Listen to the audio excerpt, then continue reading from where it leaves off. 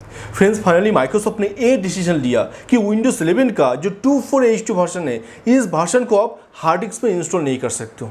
कुछ ही दिन में विंडोज 11 का जो 24H2 वर्जन है ये वर्जन आपका विंडोज 11 इंस्टेबल वर्जन में आ जाएगा। अगर आपको विंडोज डेस्कटॉप और लैपटॉप में हार्ड डिस्क है तो उसी हार्ड डिस्क में आप विंडोज 11 का 24H2 वर्जन इंस्टॉल ही नहीं कर सकते हो, क्योंकि इस वर्जन के साथ विंडोज 11 पे जो स्पीड आपको मिलेगा वो हार्ड डिस्क आपको नहीं दे सकता है। अगर आपका लैपटॉप डेस्कटॉप में या हार्ड डिस्क है उसी हार्ड डिस्क में विंडोज 11 इंस्टॉल है तो विंडोज 11 का 24H2 वर्जन आप अपडेट ही नहीं कर सकते हो, क्योंकि इस वर्जन के साथ स्पीड हार्ड डिस्क दे ही नहीं सकता है। तो इसलिए वर्जन पहले एक बार पूरी तरह से क्रैश हो गया था, क्योंकि इस वर्जन के साथ अगर आप हैवी कुछ काम करते हो सकता है कुछ गेम खेलते हो या कुछ हैवी काम करते हो, तो जो स्टोरेज है स्टोरेज बहुत ही पावरफुल होना चाहिए।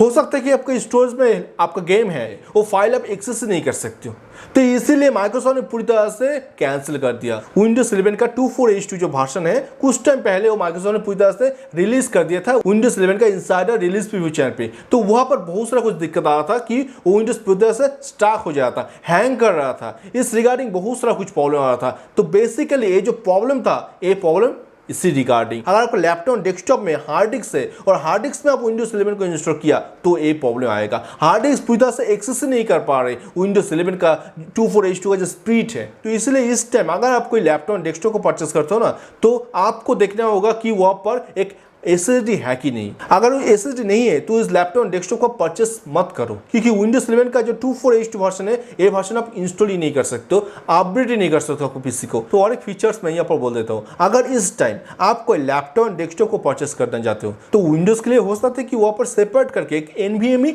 SSD है प्रेजेंट है, मगर वहाँ पर एक हार्ड डिस्क भी प्रेजेंट है स्टोरेज के लिए। मगर उस हार्ड डिस्क का स्पीड जो है वो सिर्फ 5400 RPM में है, तो 54 RPM एक्सेस नहीं कर सकता है। हो सकता है कि आपका जो फाइल है गेम का फाइल है वो फाइल को आप स्टोरेज के लिए वहां पर 5400 RPM हमारा हार्ड डिस्क में स्टोर करके रखा, तो वहां पर आप गेम नहीं खेल सकते हो क्योंकि स्पीड चाहिए। प्रेजेंट टाइम 2024 में जो कुछ सॉफ्टवेयर आ रहे सारा कुछ स्पीड के लिए, तो आपका गेम पूरी तरह से लैग करेगा अगर आप 5400 RPM वाला एक स्टोरेज डिवाइस में आपका गेम का जो फाइल है वो फाइल को स्टोर करके रखा। मिनिमम आपको देखना पड़ेगा कि 700 RPM वाला हार्ड डिस्क है कि नहीं स्टोरेज के लिए।